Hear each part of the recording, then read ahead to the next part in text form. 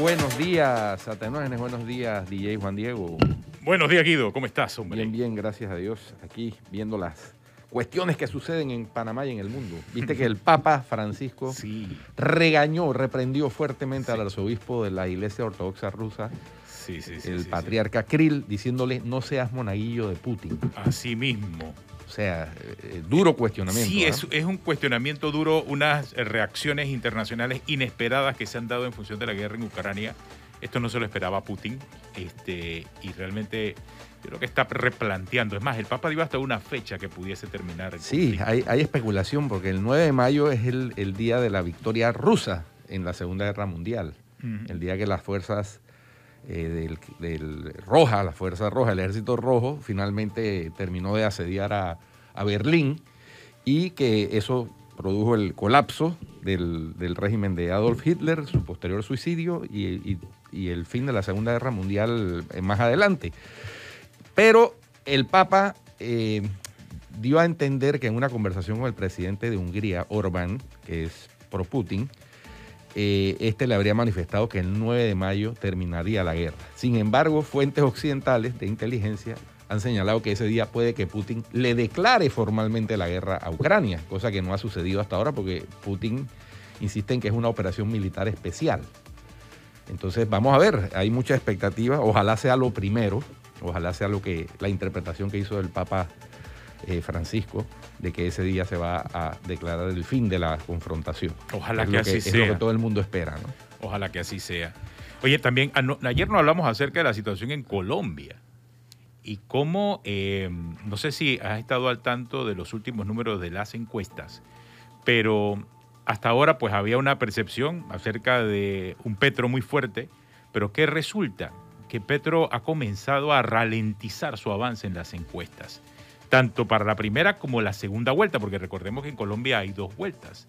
Para una primera vuelta todavía luce favorito, pero no consigue ganar en una primera vuelta. Y para el balotaje en la segunda vuelta, Fico lo empata, según la última encuesta revelada hace un día y medio. Puede producirse, si la cosa continúa como dicen las encuestas que va, el mismo fenómeno de hace 4 años. Sí, ¿no? pudiese ocurrir. En que Petro ganó la primera vuelta, pero Iván Duque, que quedó de segundo, en la segunda vuelta lo superó ampliamente. Si eso ocurriese, claro, estamos aquí especulando, esto es casi política ficción, sería obviamente la última vuelta para Petro, porque no creo que vaya por una tercera, si perdiese en la segunda vuelta. ¿Quién sabe? ¿No? Ha habido casos en Colombia célebres, por ejemplo, Belisario Betancur.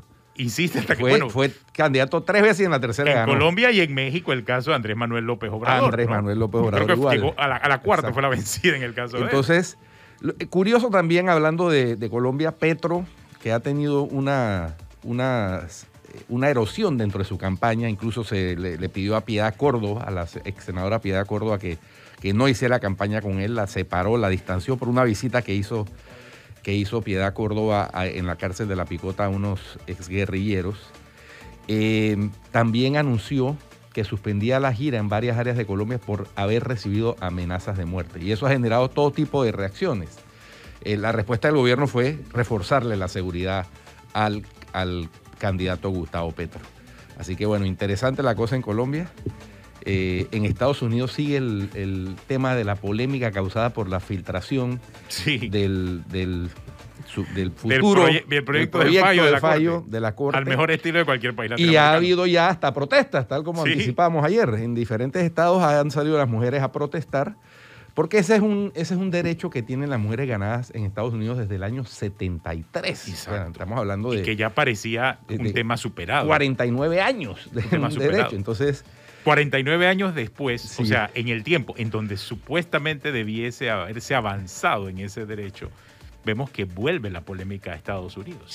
Vuelve, o sea, era un tema de los 60 y 70, superado en los 80 y en los 90 y después en el 2000, cuando aparece nuevamente entonces en el 2022 el tema, sumamente, cuando hay una opinión pública en Estados Unidos dividida entre progresistas y conservadores, porque ya no es un tema de liberales, si te has dado cuenta, Guido. Polarización. Es una polarización entre lo que ellos llaman progresismo y conservadurismo. Correcto.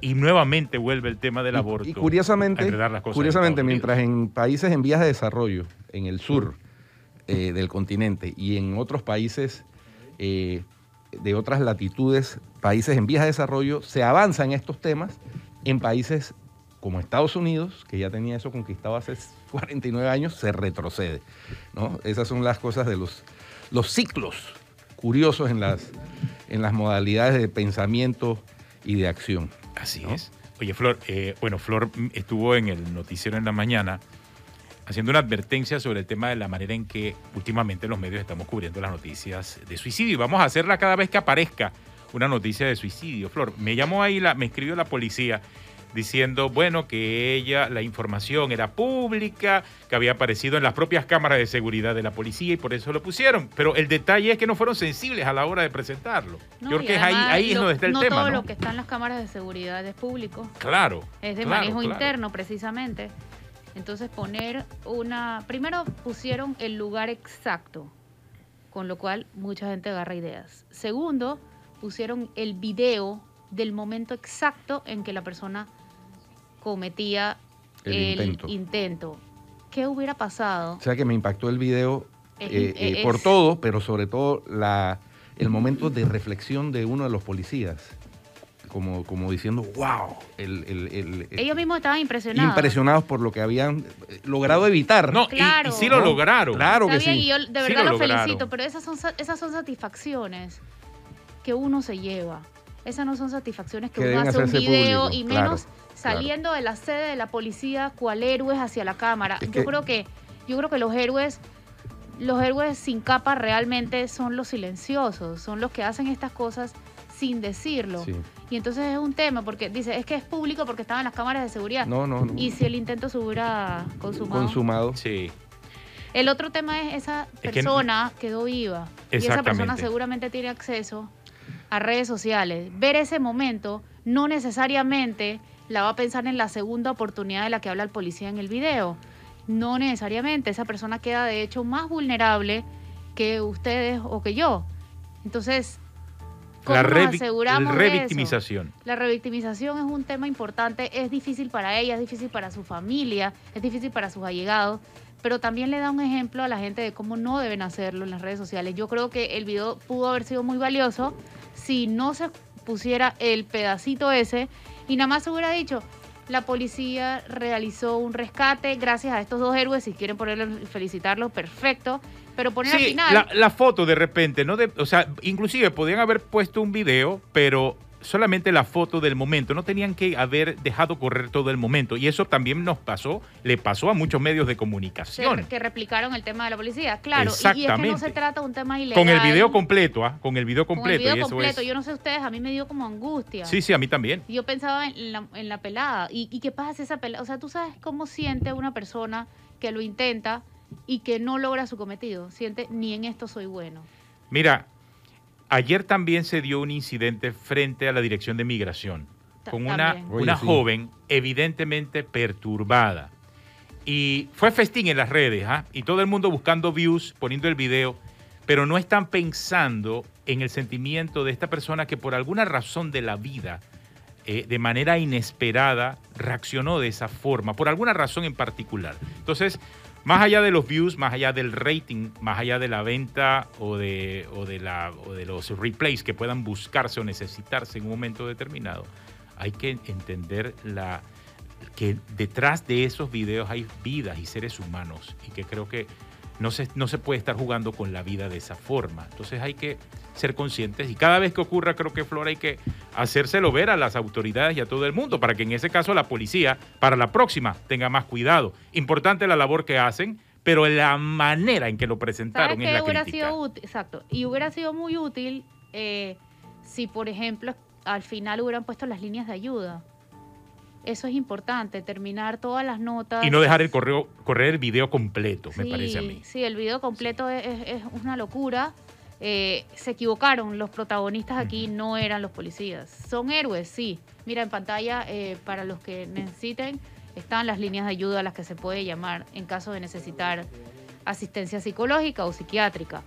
Y también se puede ir a los hospitales y centros de salud. En todos se reciben atención en temas de salud mental. Pero es importante que cada una de estas notas sea acompañada por estos números de ayuda y por un poco de sensibilidad, así como está el efecto Werther, que es el que provoca nuevos intentos, el efecto imitación, el efecto Werther. También está el efecto Papageno, que puede lograr exactamente lo contrario, ofreciendo los recursos para que las personas busquen ayuda. Importante esa sensibilización a estos temas, sobre todo los temas de suicidio, sobre todo los temas en donde la vida de una persona ha estado en peligro o se pierde, porque en ambos casos es muy delicado. Y pedimos y solicitamos mayor rigor a la hora de analizar estos temas. Por lo menos aquí en Medcon lo tratamos de hacer en Telemetro, en Reporta y también en todos los noticieros nuestros, ¿no? Para tratar de evitar eso y orientar en la medida de las posibilidades. Sí, hay medios que se han sensibilizado muchísimo, hay otros que por más que tienen la información no lo han hecho. Ojalá prime la humanidad por encima del rating. Y por encima de los views, que es lo que tanta gente busca ahora. Es correcto, es correcto. Ahí yo no sé si ustedes vieron ayer el nombre de la persona. Sí, claro. Incluso. Sí. El nombre, el lugar específico. Todo, el método, todo. Sí, yo vi un caso hace unos años de una persona muy, muy, muy parecida a este caso, que cayó nuevamente en crisis cuando se dio cuenta que su video estaba en redes y volvió a intentarlo. Imagínate. Bueno, recientemente, ¿te acuerdas la persona que intentó hacer lo mismo frente a Plaza Edison? Días después lo hizo. Lo hizo. Es decir, lo que está diciendo Flor no es especulación, está ya documentado incluso médica y científicamente y en los hechos. Entonces, ojalá se adopte este manejo responsable del tratamiento del tema en la mayoría de los medios. Oye, importantísima la nota de la prensa sobre... Eso es muy revelador. Sobre los hermanos Martinelli. Muy revelador. Realmente, yo insisto en que yo creo que el 20 de mayo va a haber una sentencia parecida a lo que acordaron con la Fiscalía los hermanos Martinelli. A mí me pareció interesante el análisis que hace Rodrigo Noriega hoy en la prensa sobre exactamente eso, ¿no? ¿Qué se debe esperar de las sentencias? Y él explica ahí que los 3 aspectos fundamentales de las condenas son: 1, la duración; 2, el descuento por el tiempo cumplido en Guatemala; y 3, la instalación penitenciaria en el cual cumplirán su condena. Y me parece interesante que él dice 2 cosas. 1, que las condenas pactadas como inapelables fueron de 151 meses de prisión, o sea, 12 años y 7 meses de reclusión. No significa que la condena no pueda ser mayor. El delito aceptado tiene una pena de hasta 20 años de prisión. Y es relevante el número de meses porque si excede lo pactado, eso indica que no hubo cooperación con la Fiscalía y que se encontraron pruebas que afectaron la posición de los hermanos, ¿no? Así que también las condenas pueden ser diferentes entre unos y los otros. Y en cuanto a Guatemala, explica que habría un descuento de 6 meses, que es el tiempo más o menos que pasaron detenidos en Estados Unidos antes de la audiencia de la sentencia. Lo interesante, dice Rodrigo Noriega, es que si deducen los 16 meses a la condena de Luis Enrique o de 17 meses a la de Ricardo Alberto, eso va a depender de la consideración del juez frente a lo que pida la defensa y la Fiscalía. Y lo otro es dónde van a estar presos, si juntos o separados. Y él pone el ejemplo de los hermanos Menéndez que están en cadena perpetua por la muerte de los padres, de ambos padres. Y ellos estuvieron en prisiones distintas, pero en el 2018 los pusieron en el mismo centro en diferentes pabellones. Así que a mí me parece interesante eso, pero el memorándum es, como bien dijiste, Guido, reveladorcísimo. Es cooperar para salvarse. Sí. Eso fue lo que le sugirió el FBI a los hermanos Martinelli. Ahora, y eso lo dice un memorándum interno de la firma de abogados estadounidense Black Srebnick. Pero no es, o sea, uno coopera para salvarse, ¿no? Eso sí, ese es el objetivo. Claro.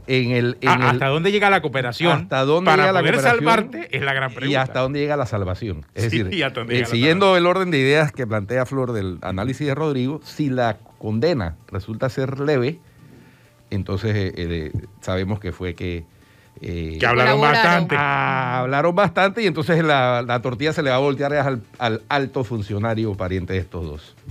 Y me parece interesante también destacar que de eso habría que deducir también el plan de fuga y las condiciones en las que vivieron en Guatemala con los lujos. Sí, por supuesto. Ellos iban bien cuando estaban negociando en el año 2017 y 2018. Y después cometieron errores. Hasta el 20. Y cometieron errores. Ahora, interesante también y revelador el interés de los Estados Unidos en el expresidente Martinelli, que se revela en ese memorando. El interés en hacerle rendir cuentas ante la justicia de Estados Unidos, me refiero. Así que... Sí, es correcto. Me parece interesante esa nota, muy interesante. Bueno. Muy reveladora. Hay que ver qué sucede. Sabes que a ese tipo de noticias Ricardo Martinelli no reacciona. No, él estaba feliz en el cumpleaños de Ronnie Mirachi, creo. Del cuñado. Del ñao. Del ñao. Acompañado de conspicuos personajes de la vida empresarial, política. Bueno, pero puede ser que por eso... Es lo que le iba a decir. Yo lo veo tranquilo. Sí, bueno. Yo no lo veo a él sobre. Yo creo que el avión lo tiene más estresado. Sí, exactamente. O sea, él ha reaccionado más por lo del avión. Esa tranquilidad, Rubén Blades. Eso es estratégico. Yo creo que eso es estratégico porque sabe que lo que él diga puede afectar la sentencia del 20 de mayo. Oye, entonces él bobo no tiene un pelo. Esa tranquilidad me recuerda a la canción de Rubén Blades de La tranquilidad del desesperado. ¿Será eso? Yo creo que es estratégico ese silencio, porque mira que él opina hasta de todo. Y sus medios siguen insistiendo en el tema del charter del avión, y del avión de él, ¿no? De que si lo sueltan, que si no lo sueltan. Pero bueno. Pero de los hijos no, porque estratégicamente hay una sentencia que viene y se está preparando, entonces él no le conviene meter la pata hablando. ¿Qué va a decir? ¿Es mentira? ¿Para que fríe más a los pelados? No sé, no me parece que sea muy sensato y entiendo que la estrategia es no hablar del tema. Mira que para ninguno de los temas... Ni vocero tampoco hay para el tema. Tampoco, para ese tema hay silencio, porque es estratégico.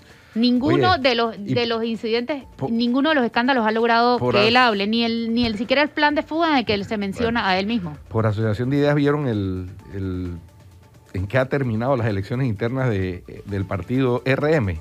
En nada. O sea, la nómina azul ya dijo que si no renuncia la comisión de elecciones... manipuladora, etcétera, etcétera, con un poco de epítetos, ellos no participan en esa farsa. Así están en ese partido. Cualquier asociación con la conducta del dueño del partido no es mera coincidencia. No, pero también está buscando todas las excusas posibles. Sí, y creo que tienen un montón. Sí, al final van a impugnar, al final van a extender el fuero. Ahora más adelante conversaremos con nuestro invitado sobre el tema del fuero electoral penal y la polémica decisión de los magistrados del Tribunal Electoral, de 2 de los 3 magistrados. Así es. Muy bien. Vamos a un cambio y ya volvemos con nuestro invitado.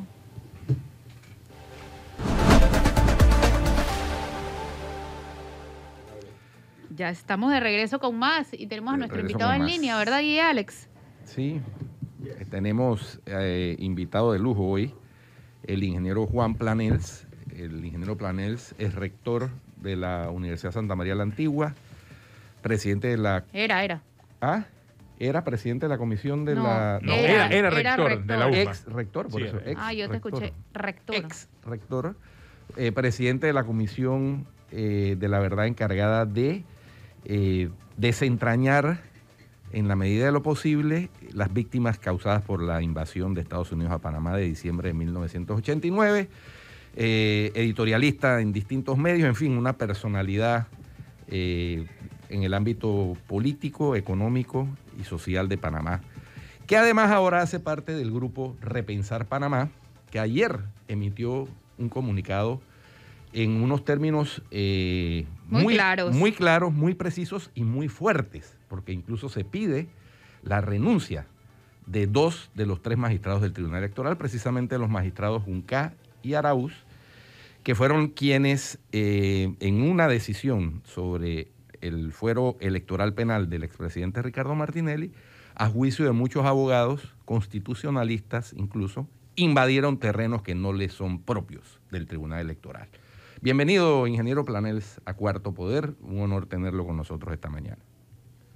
Muchas gracias, Guido. Un placer poder iniciar actividades en compañía de ustedes, discutiendo sobre temas importantes para el país. Un saludo a Flor y a Tenógenes y a ti por el esfuerzo que han venido realizando en un área en donde cada vez se hace más difícil actuar por las represalias que supone el compromiso con la verdad. Así que me agrada muchísimo esta oportunidad de compartir con ustedes este tema. Ingeniero, decíamos que este comunicado del grupo del que usted hace parte, pues envió un mensaje, digámoslo así, alto y claro, ¿no?, sobre la fragilidad institucional, pero sobre la advertencia de que en una de las pocas instituciones que gozaba hasta ahora de credibilidad, también ella se ha visto horadada por esta decisión de estos dos magistrados. Amplíenos un poquito la discusión y cómo fue que tomaron la decisión de publicar ese comunicado. Primero, nosotros ya hemos comunicado a la nación nuestro pensamiento sobre la crisis institucional en repetidas ocasiones y los problemas que tenemos en las diferentes áreas. Y ahora agravado por el hecho de que en lugar de ver una tendencia de mejoría, vemos una tendencia, un retroceso en áreas en donde habíamos pensado que teníamos una posición mejor para poder enfrentar el futuro, ¿no? Los cambios reales para tener el Panamá que soñamos pasan por dos áreas, educación y el tema electoral en cuanto a la garantía de que podremos escoger a nuestros gobernantes. Y ahí hemos tenido a través de la historia algunos progresos. La existencia de esta comisión de reformas electorales que anualmente presenta un estudio sobre los cambios que hay que hacer es en alguna manera una esperanza de que vamos a ir mejorando. Pero no contábamos con que esa opinión experta de incluso miembros de partidos políticos y de la sociedad civil no iba a ser tenida en cuenta por la Asamblea Legislativa y se iba a abrir ahí un espacio para que la Asamblea precisamente tomara el control de los cambios electorales. Y eso nos preocupa porque es una de las salidas que vemos a la crisis, la posibilidad de contar con líderes políticos que nos guíen en este momento de confusión, en esta desorientación, la pérdida de la brújula. Pero si ni siquiera tenemos la oportunidad de contar con un proceso electoral que tiene las garantías de escoger a los mejores, vamos a tener realmente una situación cada vez más difícil para Panamá. ¿Y cómo entra en este juego, perdón, ingeniero, cómo entra en este juego el clientelismo? Ustedes mencionaban ayer el clientelismo en el comunicado, hacían especial énfasis en el clientelismo. Bueno, precisamente porque estamos viendo esta tendencia, no es nueva, pero que se está aumentando su intensidad no solo en Panamá, sino en otros países, y vemos cómo las democracias están sufriendo por esta posición de que, en vista de que la decisión tiene que ver con el voto de la mayoría, hacer concesiones a esas mayorías para que, o aparte de esas mayorías, para que se tengan los propósitos de algunos políticos que están haciendo uso de esta herramienta política. Yo creo que tenemos que alertar sobre la existencia de esta posibilidad. El clientelismo político es realmente una amenaza a todas nuestras esperanzas de un Panamá mejor. Y por eso lo denunciamos. Estamos dispuestos a presentarlo cada vez que se manifieste. En cuanto al tema educación, Guido, quería cambiar un poquito de tema. No sé si tienes algo más que preguntar sobre este tema. No, sí. Educación, ingeniero Planels. Usted está en este tema desde hace muchísimos años. ¿Qué es lo que está fallando en el tema de educación. Ya la ministra dijo que la situación era grave. La semana pasada salió incluso un reportaje interesantísimo, la verdad, hay que resaltarlo, sobre la situación de la educación en Panamá y lo preocupante y lo mal que estábamos. ¿Qué nos puede decir usted al respecto? Es una situación parecida, no solo estamos mal, sino que vamos de mal a peor. Yo veo que seguimos arrastrando los mismos problemas que teníamos y agravándolos en alguna medida. Yo siento que educación tiene dos aspectos importantes. Uno, el formar para una ocupación y tener una contribución a la sociedad en la parte de crecimiento económico. Y otra que es seguramente la más importante, que es formar al ciudadano para que esa mejoría en la situación económica se pueda distribuir. Y nosotros estamos en ambas posiciones, tenemos situaciones encontradas. En lo que es crecimiento económico tenemos algunas cifras que nos dan esperanza de que tenemos las capacidades para poder ser mejores, pero en el área de valores, en el área de competencias blandas, estamos demostrando una tremenda debilidad cada vez mayor y no vemos que haya mejoría en ese sentido. Todos insisten en el problema de mejorar ciencia, matemática y esa parte que tiene que ver con crecimiento económico. No lo hemos podido lograr y además de eso no es ni la única ni la más importante de las misiones de la educación. Y poca importancia le estamos dando a lo que es la parte de valores, el civismo y la participación ciudadana. Ahí hay una deficiencia clara del sistema educativo. Seguimos además arrastrando los problemas de infraestructura.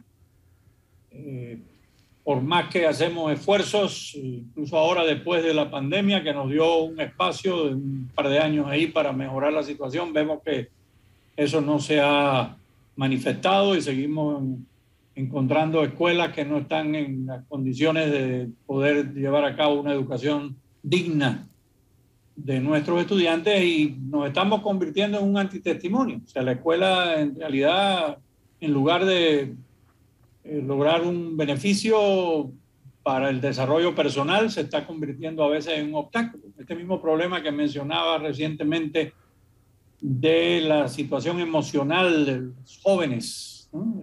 Para enfrentar las dificultades, es un área en donde la escuela tiene una importancia clave. Lógicamente, primero los padres de familia, pero igualmente la escuela tiene que contribuir a detectar estas situaciones, a través de una consejería que no se le da demasiada importancia en las escuelas, poder atender estos casos.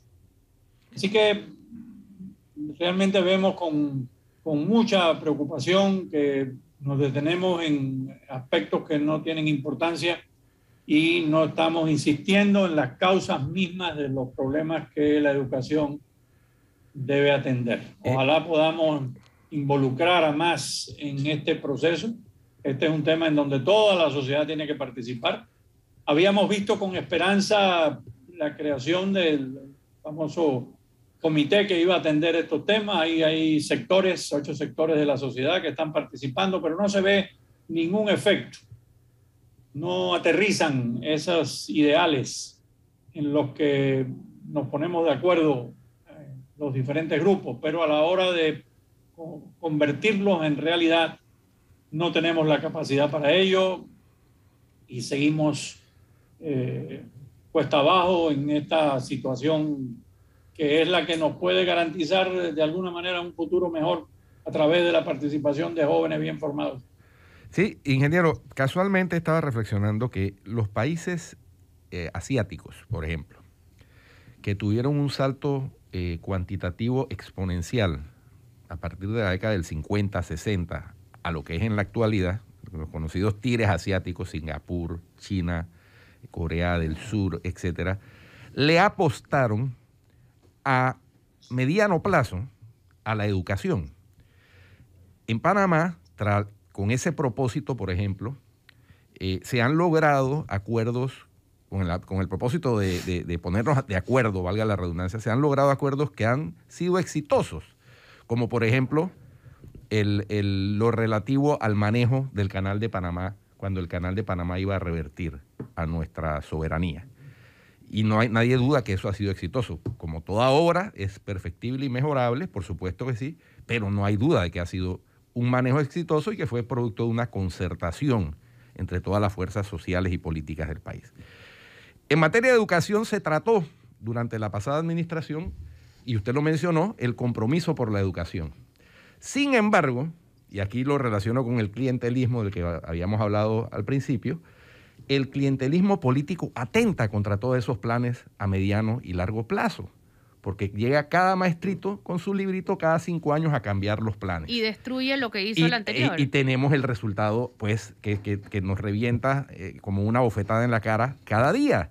Y tarde o temprano, ese desarrollo económico que sí, que tenemos por nuestra posición geográfica, por el desarrollo de los hubs logísticos, etcétera, la zona libre de Colón, el canal, tenemos una ventaja competitiva per se con otros países de la región. Sin embargo, ese desarrollo, en la medida en que la educación no despegue, no es sostenible, ingeniero. Eso lo han dicho la mayoría de los expertos. Y hay un problema también, hablando de estas competencias básicas, blandas, en el tema de liderazgo. Una de las grandes deficiencias de nuestro proceso democrático es la falta de liderazgo. Y no lo estamos desarrollando en las escuelas. Es más, hemos suprimido las asociaciones estudiantiles, las perseguimos, pensamos que constituyen un obstáculo para el buen funcionamiento del sistema, y es todo lo contrario. Es ahí donde, a través de la crítica de esa juventud que normalmente tiene más claros sus objetivos y tiene menos compromisos adquiridos, y a través de ellos es que podemos cambiar y tener alguna garantía de cambio. Y no estamos promoviendo eso. Liderazgo en las escuelas es un tema que no se toca y que para nosotros es imprescindible si queremos tener una sociedad mejor. ¿Qué más les preocupa al grupo Repensar Panamá? De repente podemos hablar un poquito del tema del seguro social, que ha quedado como en pausa esperando las recomendaciones de la OIT, que siguen sin llegar y el tiempo sigue pasando y la plata se sigue acabando. Si hay una, pienso yo, en muchos casos una hipocresía en cuanto a no querer reconocer los graves problemas del sistema sobre los que está fundamentado y que van a producir la crisis total si no tomamos una medida. Y la cobardía de los gobiernos de enfrentar esto con valentía, con claridad, y con decisiones apropiadas para salir de la crisis en la que nos encontramos y en la que vamos a seguir profundizando si no tomamos decisiones. Vamos a ver si esta intervención de la Organización Internacional del Trabajo nos arroja algunas luces para orientar a la sociedad panameña en lo que podemos obtener de garantía para el sistema. El sistema realmente es indispensable para tener armonía, una relación de respeto entre todos y de garantías de que podemos aprovechar esa experiencia de todos los que ya han tenido la etapa productiva, y que no se constituya esto en un problema social como ya se ha presentado. Hay que atender el tema de la informalidad, que es clave para darle solución al tema de la seguridad social. La gran mayoría ya prácticamente están participando de la actividad económica por la vía informal, por lo tanto no están contribuyendo al tema de la seguridad social. Y esto es sumamente grave. El gobierno, un poco también por la vía del clientelismo, aprobó unas ayudas a todo el que llegó a la edad de jubilación y no tiene las cuotas porque no participó del sistema. Pero esto es no puede mantenerse en el tiempo, sobre todo con la tendencia de que se está aumentando la informalidad. Así que estos son temas que ojalá con la venida de la Organización Internacional del Trabajo, que tiene la experiencia de esta situación en todos los países de nuestra región, nos ayude a encontrar un camino. Pero vemos que el ambiente no es favorable para atender la realidad y poder tomar las decisiones duras que habrá que tomar para garantizarle a nuestros hijos y a los hijos de nuestros hijos que van a contar con las ventajas que hemos tenido los que ya formamos parte del grupo de los jubilados en Panamá.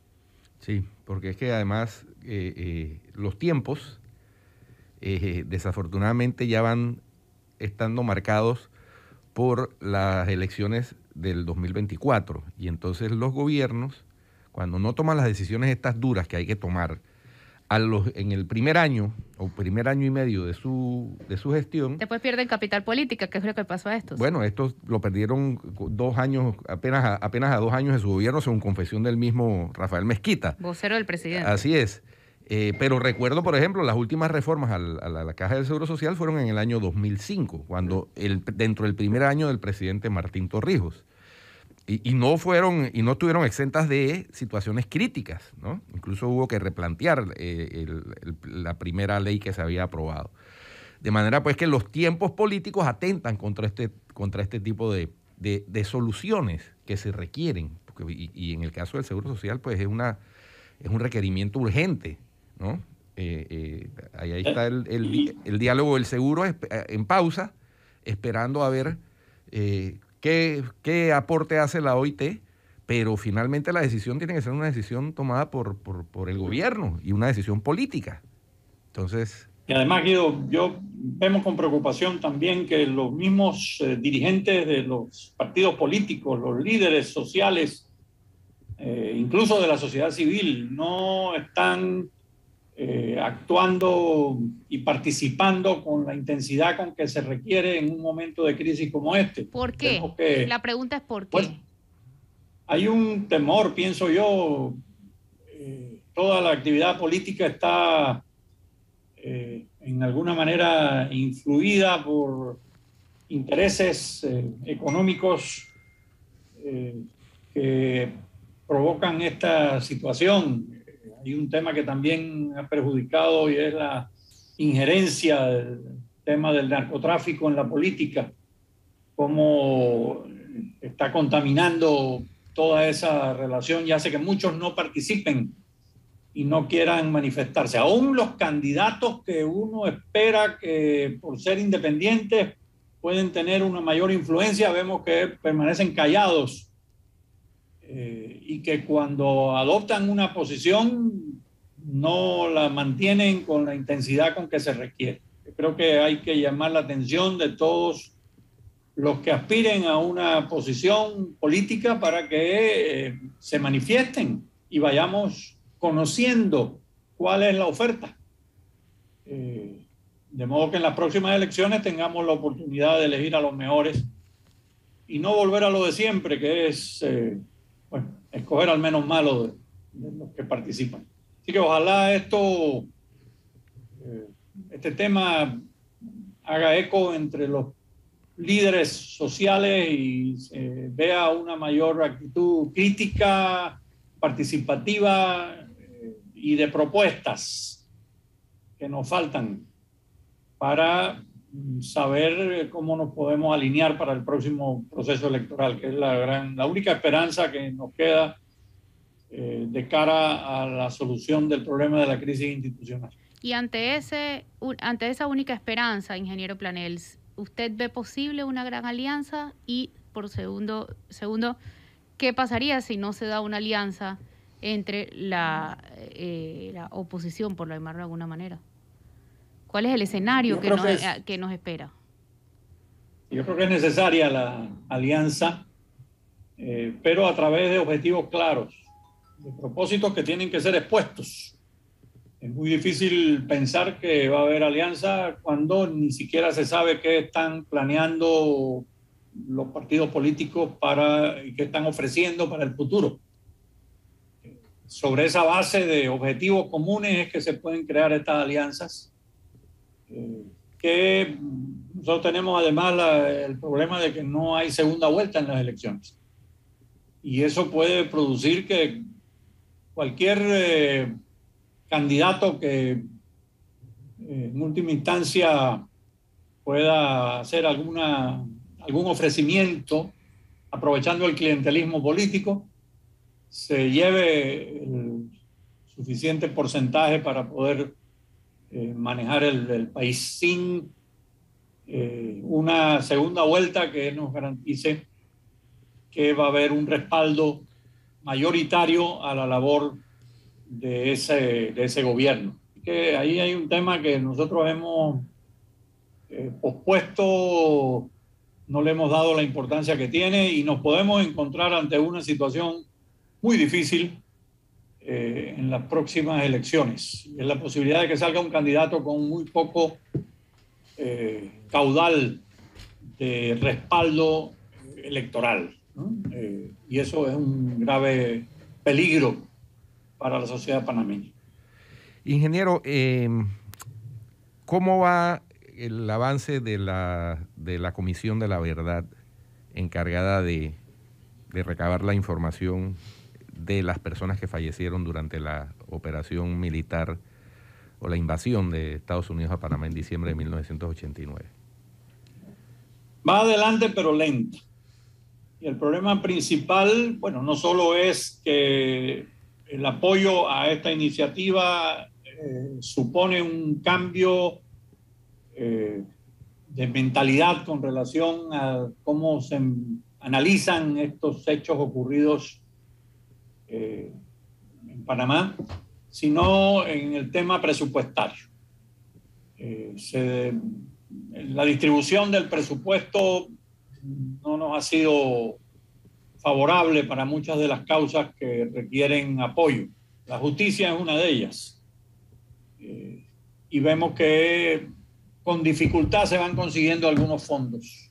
Ahora se ha visto algo de apoyo en el caso de la justicia, pero todavía nos queda mucho camino por recorrer. Por ejemplo, nosotros estamos ahora ante la situación de identificar los restos que hemos exhumado, que no sabemos a quiénes pertenecen, ante un gran grupo de familiares que están esperando saber dónde están los restos para poder darles el honor que merecen. Y esto depende de algo tan sencillo como un laboratorio de ADN. Tenemos todos los restos ya clasificados, organizados, y solo hay que proceder a hacer el análisis del ADN, que en este caso se dificulta porque son muchos años que han pasado, más de 30 años, y eso es un procedimiento especial. Sin embargo, tenemos los técnicos para poderlos llevar adelante.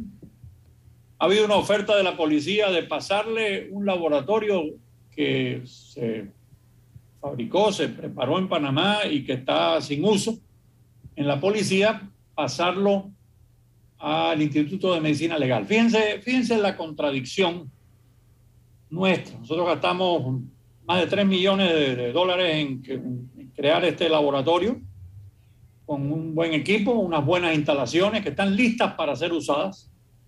Sin embargo, está en manos de la policía, que no tiene el respaldo legal para poder llevar adelante estas investigaciones. Eso tiene que pasar al Instituto de Medicina Legal.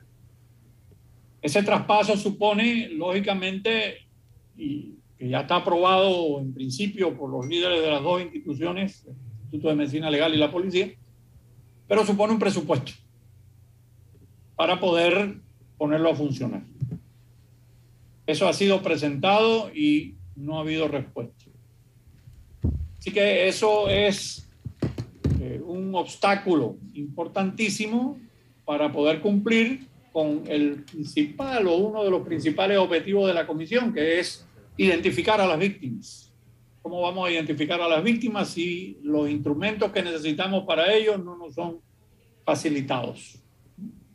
Así que ahora tenemos que empezar una campaña para mover opinión pública y lograr que el gobierno nacional apruebe este presupuesto adicional para que el laboratorio, que lleva años deteriorándose,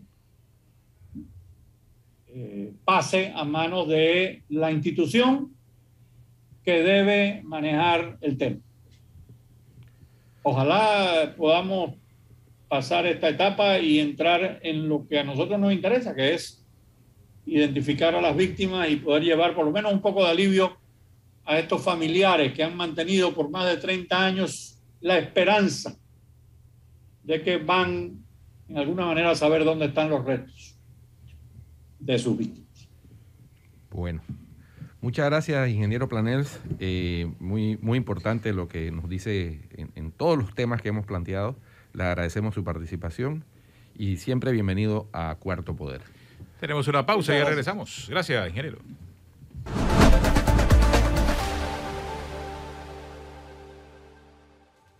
Escuchando al ingeniero Planels, Guido, lo más probable es que aparezcan también otros grupos de pensamientos similares. Y yo creo que es bueno que aparezcan estos grupos de pensamiento porque ayuda a la misma opinión pública a tratar de centrar y mejorar el debate en muchos temas. O sea, el nivel de profundidad que todo este grupo de panameños, pensadores todos, y cuando hablo de pensadores es gente que por lo menos se sienta y analiza no el día a día de lo que está ocurriendo en Panamá, sino de lo que puede ocurrir de aquí a 5 años. Y esa es la advertencia que ellos están haciendo en estos comunicados que están publicando. Así es fundamental. Esos think tank que llaman. Son think tank, son imprescindibles en democracia, porque hacen un aporte realmente importante, no solo al gobierno de cada país, que verá si los toma o no lo toma, sino a la sociedad en general.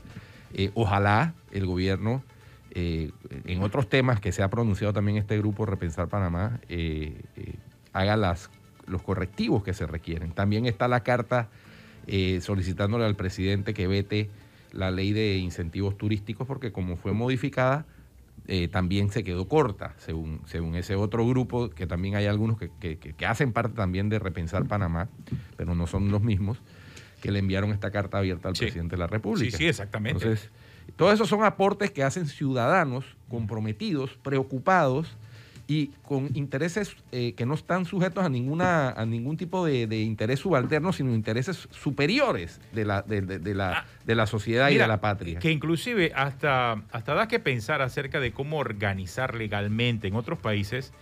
Estos grupos de pensamiento llamados think tank están organizados, por lo menos en Estados Unidos, a los llamados PAC o grandes fondos de recolección de donaciones, que se aglutinan alrededor de candidatos específicos o de partidos específicos.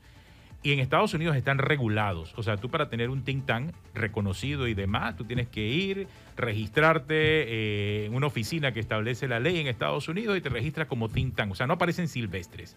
Y muchos de esos think tanks están agrupados a grandes centros de recolección de fondos. Y todo eso ayuda a mejorar la democracia. Ojalá que quizás en Panamá aparezcan más de estos think tanks y la ley electoral también, porque todo esto, en el caso panameño, estaría amarrado específicamente a la ley electoral, que es nuestro caso, ¿no? Ojalá, pero para facilitar la creación de ellos, no para dificultarla. Exactamente. Es lo que a veces pasa con nuestras leyes, que se llenan de buenas intenciones, pero en la práctica resultan verdaderos obstáculos. Muy bien, se nos acabó el tiempo. Atenógenes. Será hasta mañana. Hasta mañana. Usted continúe en Telemetro Radio con el brunch.